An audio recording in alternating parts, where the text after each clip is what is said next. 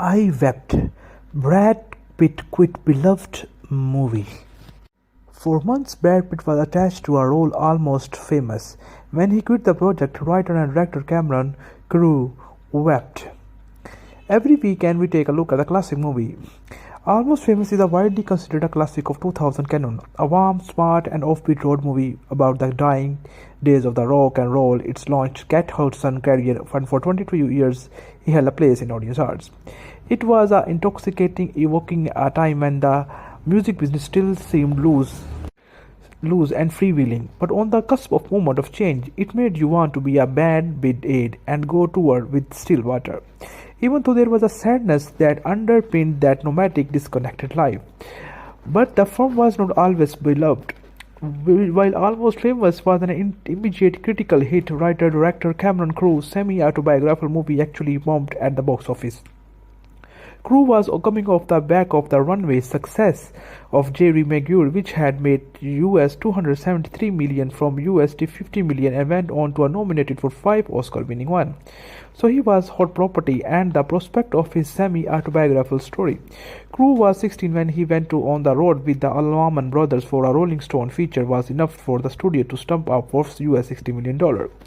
Well, according to the contemporaneous report that from LA Times, the plan was not to pay US $60 million. That's how much it cost after Crowe went over a budget of by US $15 million. Given the cast was relatively low-key at the time, Almost Famous was Hudson's breakout role. She was not yet commanding much cash. Most of the budget was spent on the production. The LA Times wrote commitment to detail necessitated reams and reams of the film for the 172-page screenplay, which was about 50% longer than the average principal photograph ran into 92 days, compared to the average of 50 to 65 days. And it did not pay off, not at first anyway. When the movie was released, it was a finished opening weekend in the third place, behind the release of The Exorcist.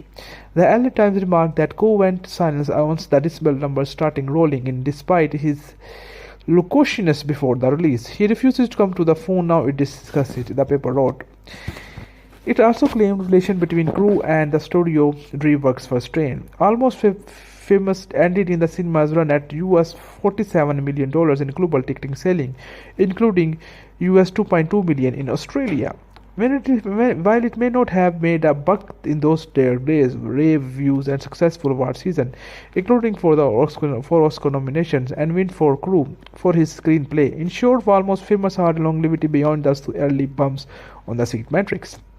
The film came out at a time when the popularity of DVD surged, and it had a second life on the home entertainment circuit. A year later, the studio even released an extended version of the film, adding another 41 minutes to the runtime. Remember, Crowe did shoot all that footage. I hope you like the video, and thank you. Subscribe for my channel.